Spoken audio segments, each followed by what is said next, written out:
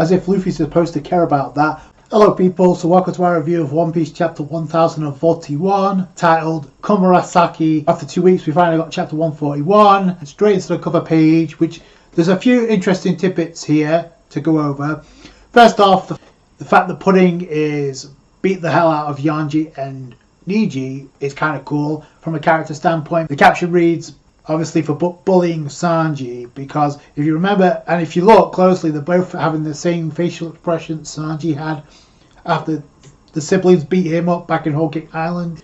Also, another thing to point out, I find kind of interesting too, she's obviously punched Yanji, but the one you see Pudding punch is Niji, and I find that very fascinating because Niji was the one being the asshole who beat up that waitress back in Whole Cake Island for like being protected by Sanji, and that led to that fight between Niji and Sanji where he got beat up. So I think that's kind of poetic. It is kind of hypocritical considering Pudding was also shown mocking Sanji with the exact same facial expression. So I'm wondering if there has to be like a resolution between her and Reiju, not only because Reiju was there when Pudding was mocking Sanji, but also because Reiju was also shot in the legs thanks to Pudding. So there has to be, she can't get off scot-free. She's obviously done some atrocities herself when it comes to Sanji. So, and Reiju being out of all the siblings the most kindest towards Sanji. So yeah, it just won't make sense. I don't know where Katakuri is going to fit into this, but we may see him soon.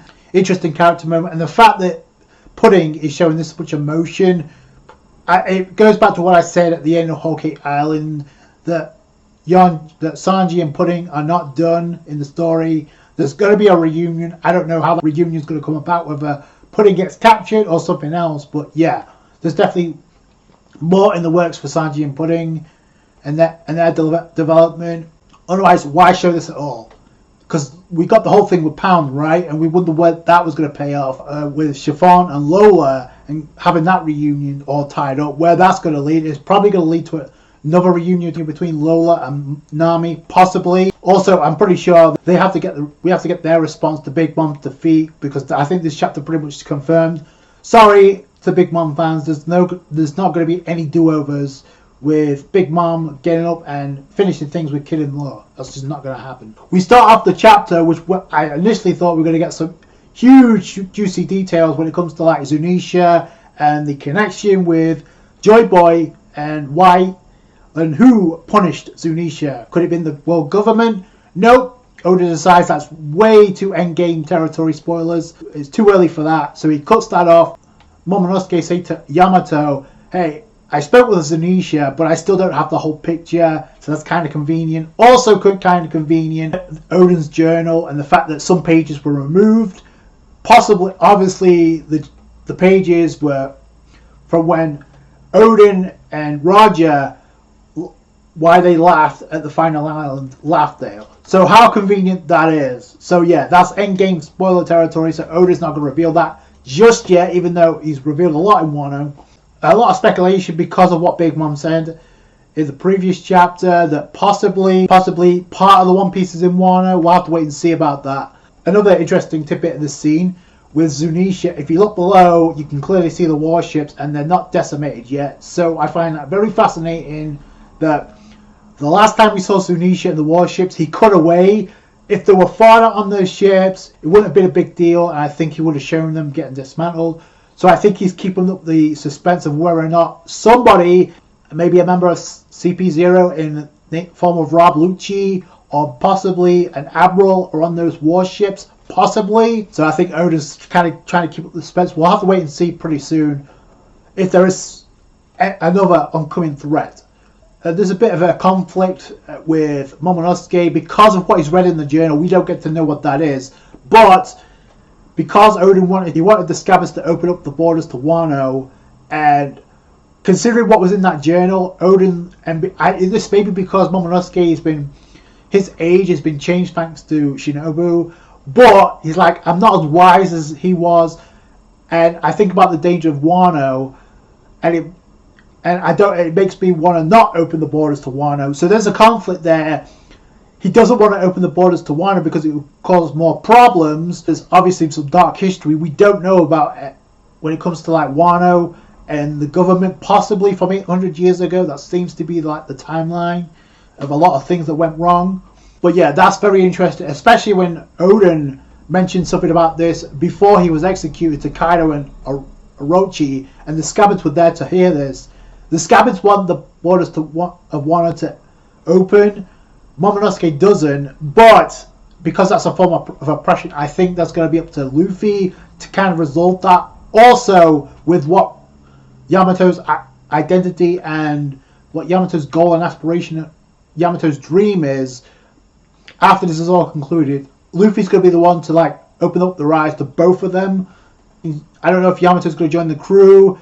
It doesn't really matter one way or the other. We're going to see more of it later down the road. So if Yamato goes on her own, that's great. If she stays in Wano to help Momonosuke out, that's great. But I just get the feeling that there's going to be something more to Yamato helping out the Straw Hats. Speaking of the Scabbards, we go to the third floor castle interior where finally it's been official. It should have ended a lot sooner than it did, but Fukurakuju been defeated by Raizo. The victory box is there.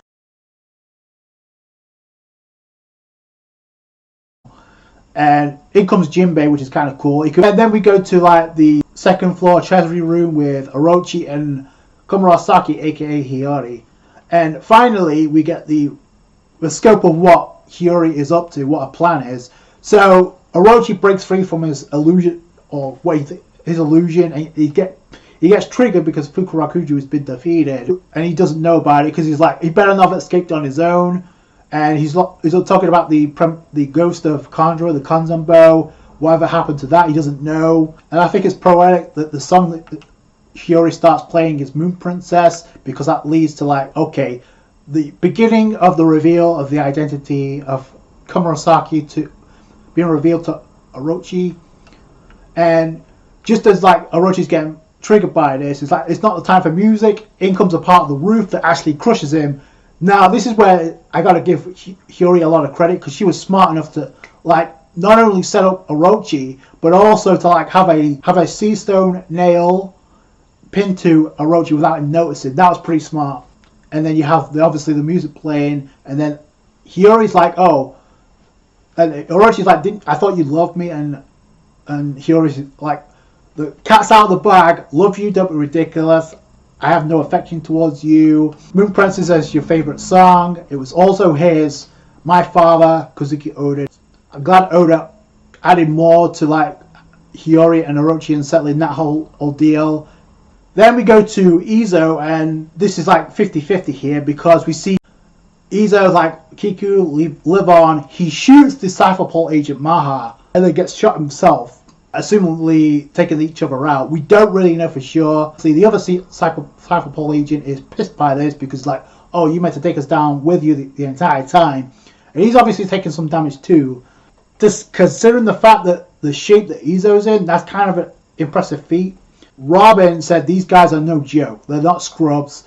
So that's kind of impressive. Although technically you got to give some credit to like Apu and Egg Straight, because they kind of wore them down also. So this is where things get crazy here. So I'm guessing it's Maha is like, yo, to the other Cypher Pole agent, get Nico Robin. Then the Dendamushi calls, and then things go awry for the government, because it's like, okay, it's one thing after another. The direct order from the Five Elders, the Gorosei, take out Straw Hat Luffy immediately. Capturing Nico Robin isn't as important as taking out Luffy, and I'm guessing there's one of two reasons, and I'll get to that in a minute. But at this, I'm like, okay, good luck with that, because even this Cypher Pole agent was smart enough to realize, okay, you want me to go in the middle of that fight? There's no way I can stop that. The government are freaking out because they don't want Luffy to take out a Yonko. And I'm wondering if that's because they either know about Big Mom's defeat, because they were so confident about the pirates taking each other out. But if they got word the Big Mom's taken down, okay, that could have agitated them further. Or it has something to do with the legendary devil fruit that's awakened that we're talking about. Maybe it has something to do with Luffy, and they figured that out. Okay, we cannot let this go on anymore. Take him out before anything but worse happens. That's just another way of saying Luffy's and other bounties are going to shoot up after Wano. this agent may even not get to try and take out Luffy, because we see X-Drake clearly starting to wake up, and that's why focus on him. The X-Drake fans and most One Piece fans were right about X-Drake using Awakening, so maybe he's going to get his just due and actually take out this agent. It would be kind of cool, although to be fair, I wouldn't be surprised. I stated this since the moment Oda revealed that the agents were on Onigashima. They telegraphed that way too much. It was like they got interrupted 3 times, and now it looks like it's going to be a 4th time. The first was obviously with the Kanzanbo falling down when they almost got to Robin. Also, they had some fodder to take care of. Then they had Scratch Malipu and X-Drake get in their way. Then they had Izo, and that's obviously given them Robin and Brook plenty of time to get away. The order has changed, and they want Luffy taken out. And it looks like X-Drake may throw a monkey wrench into those plans. We also get to go elsewhere to see other characters we haven't seen in a few chapters. It starts off with Usopp, with Hamlet obviously carrying a Piku, and Kingdom. And like I said, I don't know if Izo's dead, but there has to be a cost with this, so maybe that's the cost. Maybe Izo's the one to die. We see Wanda, Carrot, and Nekomamushi. They're like, we need to get back inside. We find out that Frankie actually caught Zoro, so I'm guessing that happened off screen when Zoro was falling. So Frankie catches him. Zoro's not responding, but obviously he's not dead. But boys, Zoro is really messed up. So even if he survives and gets a bounty increase, I'm curious what the Monster Trio's conditions are going to be in. Then we actually get to see Nami and Zeus. We haven't seen them in a while. Zeus is conflicted because he obviously can sense that Big Mom's been KO'd or taken down. And then Nami's like intimidating Zeus again, saying, who's matters now, me or Big Mom? We also see Marco's patching up Kiyomaru and Komichio, obviously the baboon and the rain dog. It's called that Marco's patching them up. I don't know if he knows about Izo yet, or if he's going to attend to him. Then we go to the big massive crater that Big Mom left after falling down. And we got obviously Kid-in-Law's crew like cheering. They took that on Big Mom. Kid-in-Law are like, they're focusing on, okay, they're worried about Kaido coming down. Law's like, even if he does come down, I can't put up a fight. I don't have the energy. We see the Conqueror's Hockey clash that's taking place. Kaido, it's interesting. Kaido actually senses the Big Mom's been defeated because he's like, hey, Straw Hat, do you feel that? Kaido gets pissed and unleashes a shockwave. I'm assuming that's Conqueror's Hockey because you see some sparks. And then Luffy gets blown back, but as he's getting blown back, he's complimenting Law and Kid for actually taking down Big Mom. But if you notice, he's referencing Kid and not Law. He's like, oh, Jackie and them are pretty amazing. So to me, that's done intentionally because obviously there's a rivalry between the two. So if Kid is the one that launched the final attack, although Law had a big hand in Big Mom being taken down, Oda has to keep that rivalry balanced. So if Kid has something to do with the defeat of the Yonko, you can bet Luffy has something to do with the defeat of Kaido. And then this is interesting. We actually get a flashback to when I guess Kaido met Big Mom for the first time, Charlotte Linlin, because we see her completely young, and apparently Kaido is 15 years old when he first joins the Rocks Pirates. And then it's interesting that Big Mom's the one that Kaido focuses on the most. We know that Whitebeard was also part of that crew, also a few other key members like Shiki, but I actually think it's kind of poetic that the beginning of Kaido's flashback starts with Charlotte Linlin when it comes to joining the Rocks Pirates, because it was her that ended up giving Kaido the devil fruit that he has now, so that makes total sense. And then that's what just triggers Kaido to like go into weeping drunk mode.